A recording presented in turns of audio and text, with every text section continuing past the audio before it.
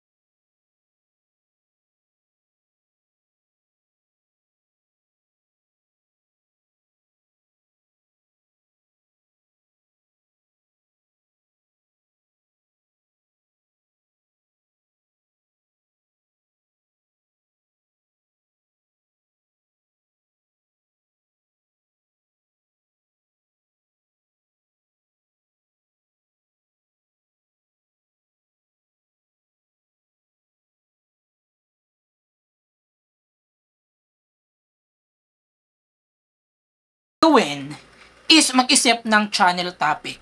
Ito, isa sa pinaka-importanting step.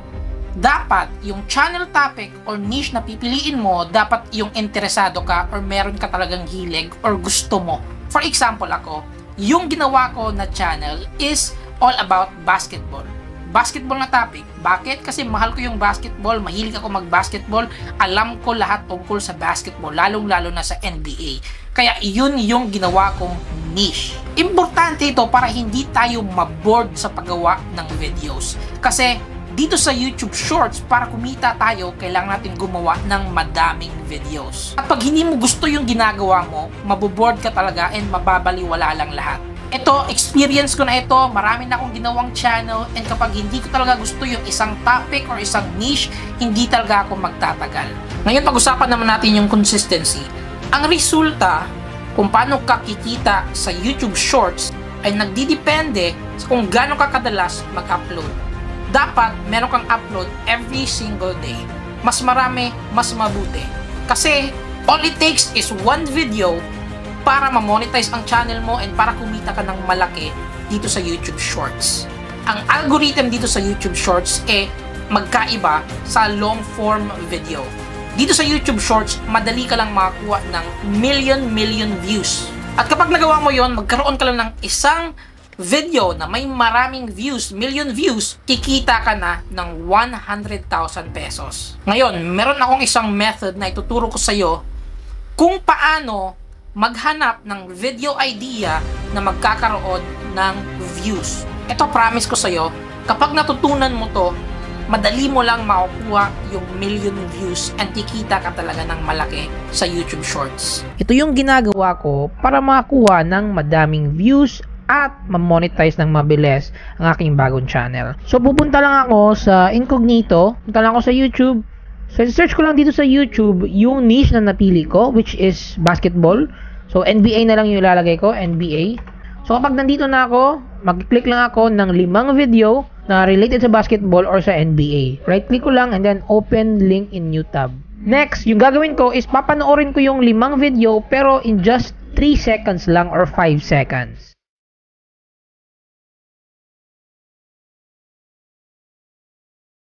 So, after kong mapanood yung mga videos in just 3 seconds or 5 seconds, balik ulit ako dito sa homepage ng YouTube. So, pagbalik ko dito sa homepage, meron nang isasuggest si YouTube sa akin ng mga basketball related or NBA related na mga videos, which is ang viral na mga videos.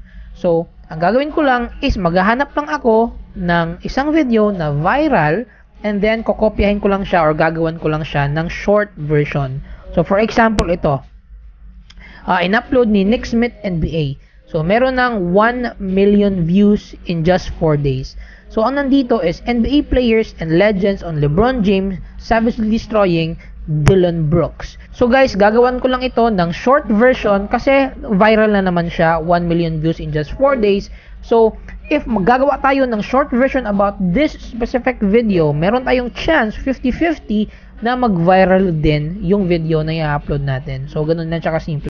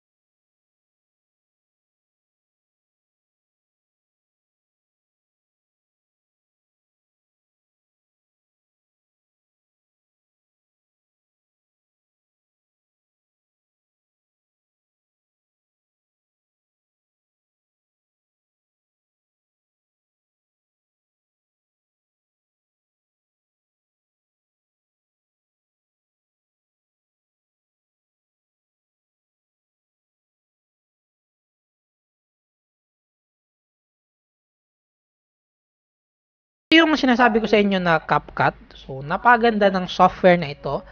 And, ang pinaka-importante, libre. Okay? We can get this one for free. Napakadami niyang effects, guys.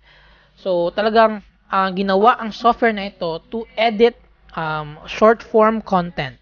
Like Reels, YouTube Shorts. Naka-modify talaga ito para sa mga ganong klaseng content. Anyway, so paano ba mag-edit ng YouTube Short?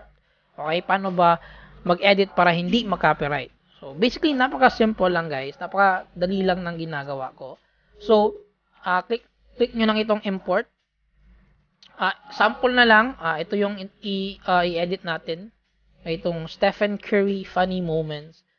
So, as you can see guys, yung view niya, video view is landscape pa. So, we can just easily change this one, okay, by dragging this. And then, palitan lang natin yung ratio, okay, into short form content. Okay, short form view. Okay, stretch nyo lang siya, and then, boom. Meron tayong kagad na short form content. So, paano ba i-edit yung video para hindi mag-copyright? So, lalagyan lang natin siya ng background music and yung mga sound effects. Meron na din dito guys sa CapCut. So, as you can see here, meron tayong audio dito. Meron na tayong background music. Ito, mga background music ito. You can just search here sa taas. So, for example, funny background music. Funny background. So, marami dito guys. You can just search. Okay, so meron na tayo funny background music. We can just click that. Okay, parang ganon. And then, i-add lang natin. Okay, dito sa baba. Okay, so meron na tayong video, meron na tayong background music. And then, meron din ditong sound effects. Okay, para hindi talaga tayo ma-copyright. So, meron tayong dito mga sound effects, mga transition, yung mga tumatawa na sound effect. Mga ganon. Mga tumatawa. So, and, especially, meron din tayo ditong mga effects. Okay? Para hindi talaga tayo mag-copyright, guys. So, meron tayo ditong mga ganitong klaseng effects.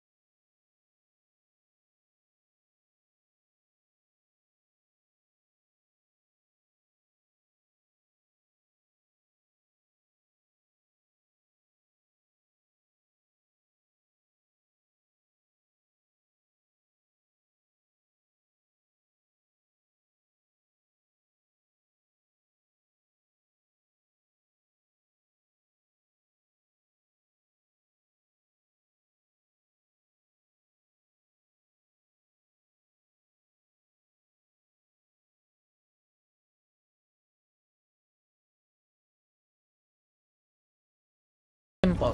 Appeal on much larger audience. Ano ba yung ibig kong sabihin nito?